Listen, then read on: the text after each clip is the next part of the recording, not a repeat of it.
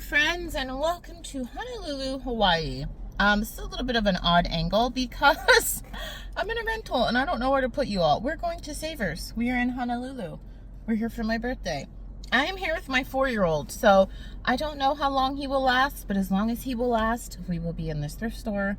Subscribe, follow along. I have taken you all across the country, even across the world. We've been to Scotland, Australia, we've thrifted in Japan, and now we are in Hawaii. If you are new here, my goal has always been to finish visiting all 50 states. This is state number 49, so I will be taking you to Alaska next year. So subscribe. We will thrift there too. Can I talk to them, please? Yeah. Alrighty, here we go. Hand. I love the license plates here. The rainbow. I'm saying out of all the states I've visited, I think I like Hawaii's the best. All right, let's look for cars. It's a beautiful, breezy summer's day. Yeah, you think it's hot? Yeah. I don't think it's that hot. It's hotter right now at home in California. You know that, right? I think it's only 82 degrees here, and right now in Southern California, it's like 92. This looks like a big thrift store. Let's see. I thought I better address this in the beginning of the video. The only reason Zane, my son, was sitting in the front seat, friends, was because we had just played at the park that was right next to where we parked, and we had lunch in the car because it was really hot. So don't worry, friends. He does have a car seat, or he did have a car seat in Honolulu. I rented one. He was just sitting in the front with me because, like I said, we were eating lunch before we went thrifting. It was at this point I realized my camera lens was very dirty, so it's now clean for you. This store is huge, very, very big, like the size of a Walmart, like huge. Pricing was what I expected. I don't know, like, honestly, it's kind of comparable to LA. Maybe a little.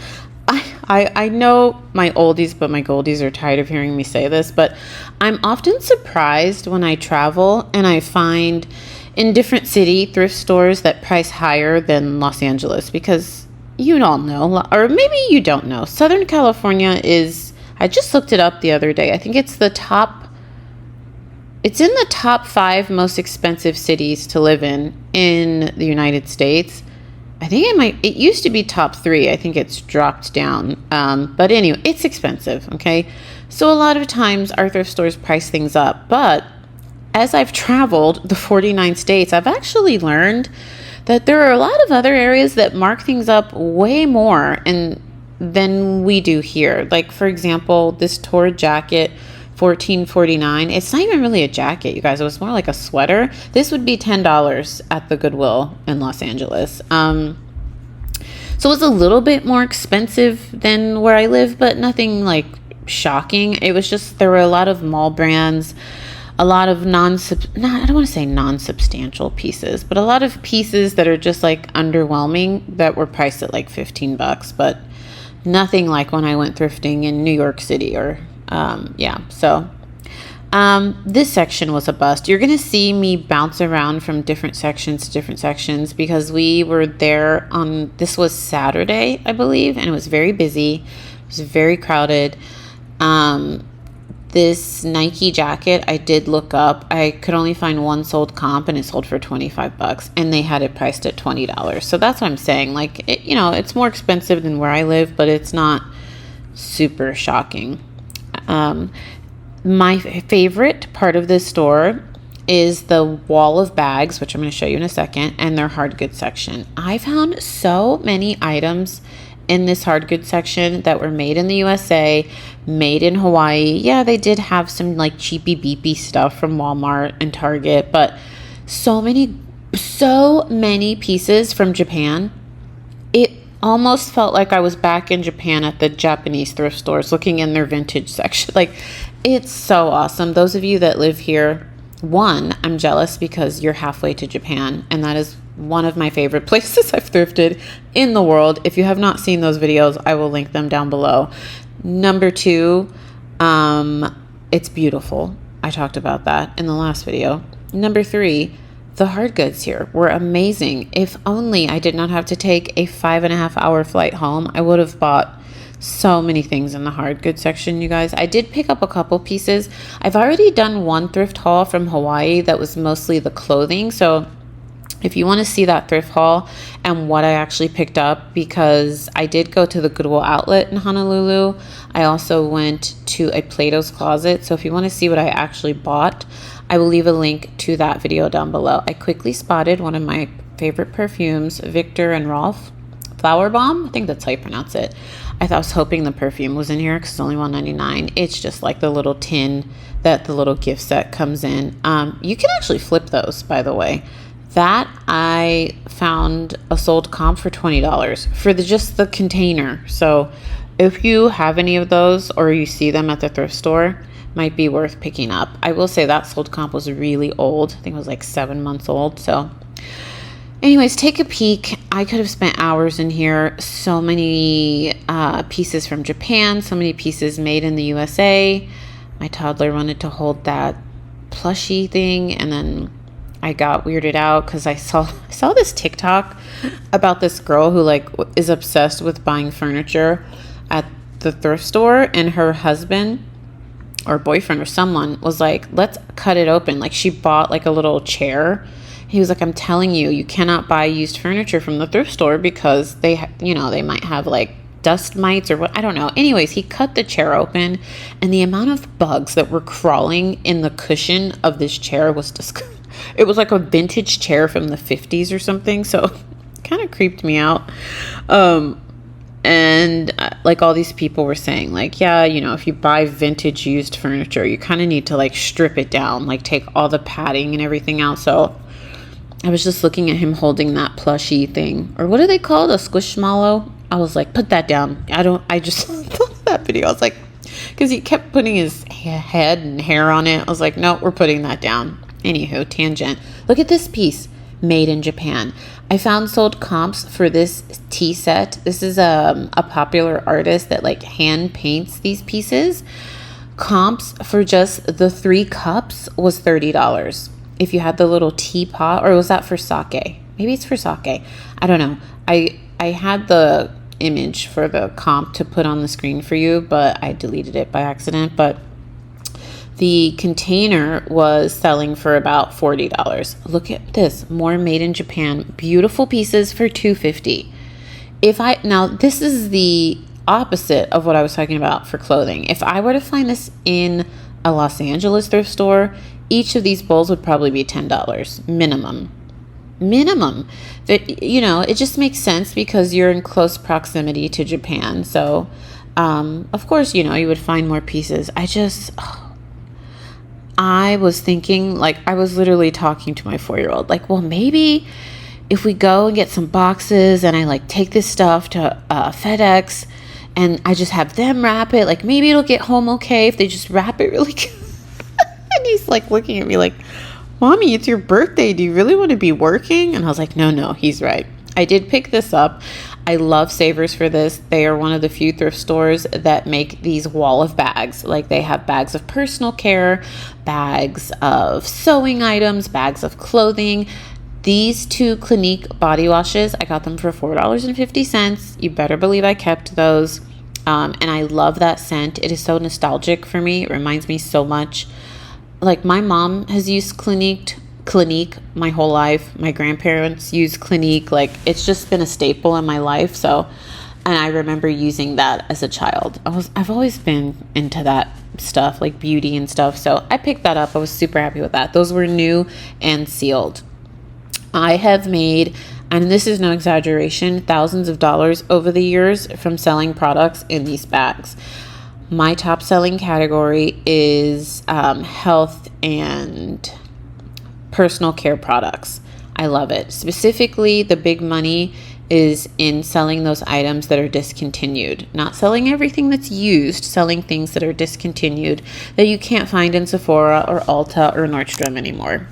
And I found so many products in bags like this. I love selling that stuff. It's easy to photograph, it's easy to list, it's easy to ship, and there can be some really great profits in it if you can find those gems. So I did end up picking up that Clinique bag. I also bought a couple other bags. Like I said, subscribe.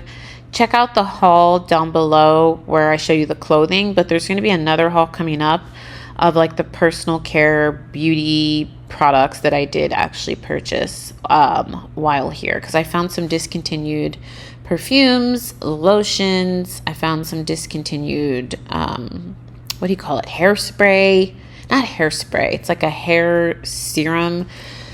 This was just great. And this was all very affordable. Way more affordable than where I live. I love this. I wish Goodwill did this. I asked a Goodwill manager why they don't, because they said they get a ton of like health and beauty donations. I guess it's like a liability concern for them. So he said like 15 years ago they used to sell like makeup and perfume and everything, but I guess they got sued one too many times from people buying it from them and having like a reaction. So corporate just decided, nope, we're not going to sell that stuff anymore, which is a shame. But I love that Savers still does it, and I hope they continue to do it. I will tell you, this store was a bit of a dud as far as clothing goes. If you were shopping here for yourself, great. Shopping here to resell, I feel like you just need to spend a lot of time, and I just didn't have it. I know I could have found things to flip to resell. Like, look at this Fashion Nova dress, new with the tags. It's a romper, $17.99. Like, what? I don't even pick, or is it $17.99 or $11? I think it was $17. I don't even pick up Fashion Nova at the Goodwill outlet. I'm definitely not paying that price for it. This store is huge. I feel like if I had a couple hours to spend in here, I could have probably found things to flip. LuLaRoe for this price? Absolutely not. I don't sell LuLaRoe even from the Goodwill outlet, so I didn't buy much clothing here. I did find a ton of awesome made in the USA Hawaiian shirts for my kiddos. They're so adorable. If you saw the Goodwill outlet video in Honolulu, that brown shirt he had on, I thrifted from here, and it was $3, and it was new with the tags. This Lulu's dress for $12. Actually, it's a romper. I was going to buy this for myself. It's my size, but it was very heavy, and I already packed too much clothing. So I was like, you know what? I'll pass on that. I've actually had some Lulu's pieces that have lasted me for a decade. So I know are they considered fast fashion? I consider them semi-fast. They're fast fashion. Let's just say what it is. I only buy their stuff for myself, thrifted, but I have a piece that I thrifted 10 years ago, a Lulu's dress that is still going strong and it's still in great shape. So I always say, if you need like an affordable piece that might actually last you for a while, consider Lulu's. Especially because I find it thrifted so often. This Nike dress I thought was unique. It is not, friends. They've made it in shirts and dresses, and I could only find one sold comp for the shirt, and it was like $20. I had never seen this tag from Talbot's before, Cabana Life by Talbot's. I just couldn't pick it up at $12, so I decided to pass on that. And that's it, friends. No clothing. If you do want to see the clothing I got from the Goodwill outlet, again, I will leave a link to that haul down below. Don't forget to subscribe. I upload multiple times a week, and it is free. So click that subscribe button, hit the bell, and I will see you soon. Ciao! For those of you that stuck around till the end, I thought I'd show you some of the things we got up to. Before we went thrifting, we stopped at this restaurant to get an acai bowl for breakfast, and my oh my was this eventful, friends. My 4-year-old was like, oh mommy, I need a napkin. I literally stepped one step away from the table to go and get him a napkin, and the pigeons in Hawaii are like something I've never seen before. They are so ruthless. You see this acai bowl? They literally, like 3 of them just flew on top of it and started eating. So he proceeds to be frightened out of his mind, which I would be too, because I call pigeons flying rats. They're horrible. I'm so scared of them. They're just crazy in Hawaii. I guess they didn't want to be around me, but they're like, oh, this little kid, he's not going to do anything to us. So my 4-year-old proceeds to fall off the table because he's so scared, and then he won't move. And I'm like swinging my purse at the pigeons, like, get away, get away. And I'm like telling him, Zane, move, move. Because he was just he was like, he had fallen, but he was still near them. Oh, friends, they wouldn't move. Thank God some nice man saw us like freaking out. He was right at the table next to us. He just comes over and started like punching them. I've never seen anything like that. Literally, he just started like hitting them. They would not get off this acai bowl. They got like a taste of the crack and they could not leave it alone. It was the craziest thing. So then finally they get away. The employees at the restaurant saw everything. They were so nice. They remade everything. Did I mention my phone was on the table and one of the pigeons peed on my phone? Like, they were psychotic. Anyways, that was an eventful breakfast, to say the least. Thank you to all the lovely people that helped us. Like, one guy came over and started punching the he wasn't punching them, but I mean, I never seen someone do that to a bird before. After the pigeon attack, we went back to our hotel. We stayed at the Waikiki Marriott, and they had a free lei making class. So my son made a flower crown. I made a lei. I made the joke in the last video that we were going to take advantage of anything free they offered, because I told you all the resort fee here is $70 a day. I'm sorry. I've paid a lot of resort fees in my travels. I just think that is astronomical. Not to mention the $65 a day they make you pay for parking. A lot of you told me next time I go to do Airbnb or Vrbo. And I had looked into that, and it is substantially more affordable. And I don't know why I didn't do that. Yeah, because honestly, friends, the resort fees and then the parking at these like big chain hotels, you know, that are oceanfront or like with ocean views, they're great. But I mean, just the fees alone add up to like another hotel fee. It's like crazy. It was so expensive. So they had a quilting class we did. They had a lei making class. You better believe we did that. I was like, whatever the resort fee includes, we are doing it as much as we can squeeze in one day. The only thing we didn't get to do was they also had bikes. We didn't do that, but they had like coffee, tea, water. I was like, yep. We're doing all the things that this $70 fee a day, you know, gets us. Our view was very nice. I will say that. We had a balcony view facing Waikiki. I don't know if I got any photos of it in the daytime, but here are some photos of it at night. It was gorgeous. It was really nice, and we were on the 20th floor. But I'm just letting you know, if you're going to stay at the Marriott Waikiki and you're driving, prepare to pay $65. I'm filming this in 2025. Probably next year it'll be $1 million to park. But it was a really nice hotel, and we did have fun. And you're on the beach. You literally walk out of your hotel and the beach is right there. So yeah, it was a great trip.